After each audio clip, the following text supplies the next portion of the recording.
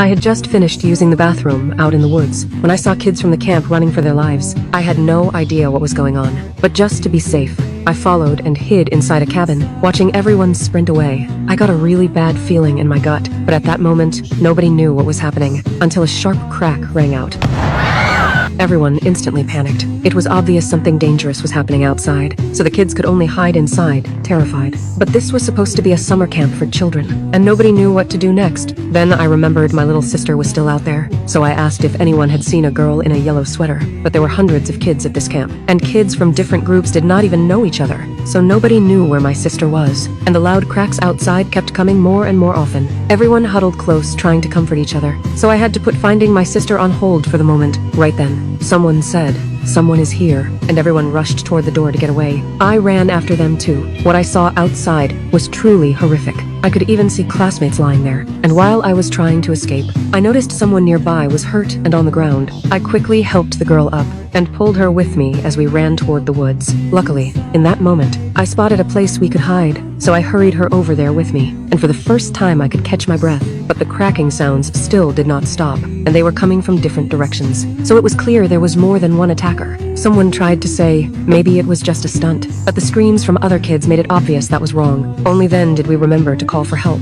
but the person on the line said the camp was out in the middle of nowhere, and responders would take at least an hour to get there. Hearing that made everyone feel hopeless, and I was still terrified for my sister, so I grabbed my phone and called her, but no one ever picked up, and right then, a boy suddenly ran over to us, with someone else's blood smeared on his head. He told us the ones holding weapons were all responders. I was completely confused. Why would responders be firing at a camp? But the most important thing was getting out of there. A few of us worried this hiding spot would be found, so we waited for the right moment, planning to move somewhere else, but I went the opposite way, running back toward the danger at the camp. I figured my sister might still be hiding in her tent, but when I got there was no one in sight. I crawled using the tents as cover, because if I got spotted, I would be the easiest target out there, around a corner. I saw a boy wearing yellow. I wanted to grab him and pull him with me, but he would not move at all. He said he was supposed to meet his brother here. As soon as I heard that, I tried to talk him into leaving. This place is not safe. I told him to get up and run for the woods, and before I left, I told him to take off the yellow jacket,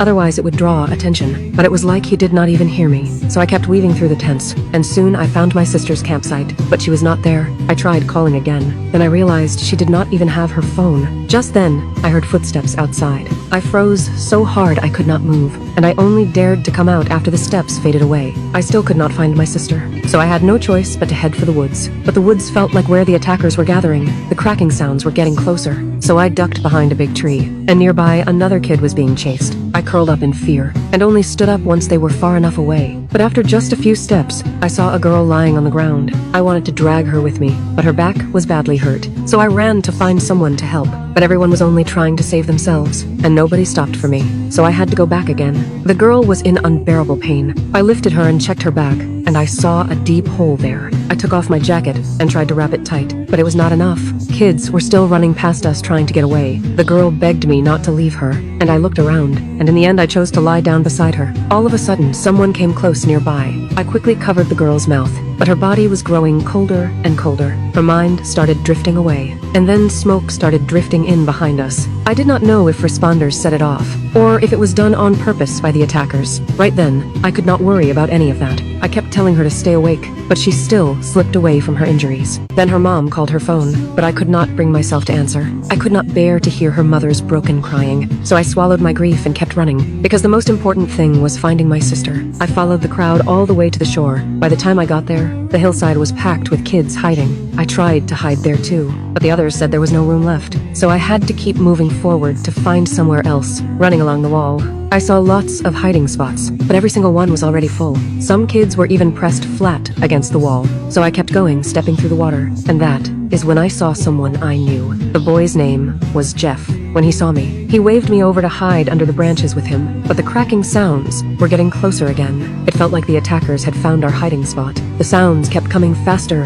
and faster. We hid there, shaking from head to toe. A girl with braids could not help complaining. Why has nobody come to save us? Even sending a boat would help. And right then, a small boat really did appear in the distance, but the boy behind her stopped her, afraid that if we ran out, we would be seen. And at that same moment, a big group of kids rushed past us. The braided girl saw them bolt out and assumed someone was chasing them. So she ran with the crowd, and the dark-haired boy followed too. Now only Jeff and I were left under the tree. I had just decided to go look for my sister, but Jeff said it was not safe to go out yet. And the second he said it, we heard another crack overhead. So I had to give up on leaving. While we waited, he could tell I was freaking out. So he tried to calm me down and told me to sing a song to relax. But then we heard someone above us ask, "Are you the one singing?" I quickly said yes, it was me. And with that student's warning, I learned my sister was hiding not far away. And right then, another crack cut the moment short. On the cliff not far away, someone was aiming right above my head. I panicked and ducked back under the branches. From the sound, the kid above us had been taken out, and along with other people shouting, a few more kids were gone too.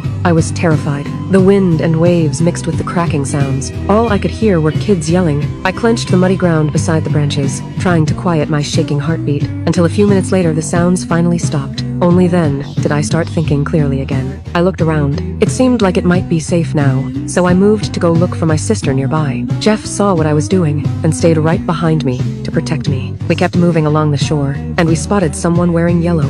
I thought it was my sister, but when I got closer, it was the boy I had helped earlier. He never took off the yellow jacket. In that moment, I felt completely crushed, regretting that I did not pull him away with me. Seeing kids lying everywhere around us, I was falling apart, and I was even more scared my sister had been hurt too. Then Jeff caught up to me and grabbed me, telling me to get out of there. But I was barely holding it together, so Jeff tried to talk me through it. He said what happened to that little boy was not my fault, and right now the important thing was staying hidden. Because if I did not find my sister, I might not make it either. After hearing that, I tried to steady myself, but then another crack, and I dropped to the ground. Jeff tried to come help me up, but the attacker was still nearby and kept firing. Jeff panicked and fell back into the branches behind him, and when he finally snapped back to reality, I was no longer breathing on the ground. Jeff had no choice but to keep moving, running back toward the hiding spot under the branches. But after a turn by a big rock, a small boat suddenly appeared ahead. Jeff saw it and rushed toward it, and other kids ran over too. For the first time, they finally had a chance to breathe. The person on the boat was not a responder, just an ordinary civilian. But the boat could not hold many people, and there was no way to get everyone hiding on the shore. And just as Jeff was catching his breath, a girl beside him took off her coat, revealing a yellow sweater underneath. She was helping treat someone's wounds, and that girl was the sister I had been searching for.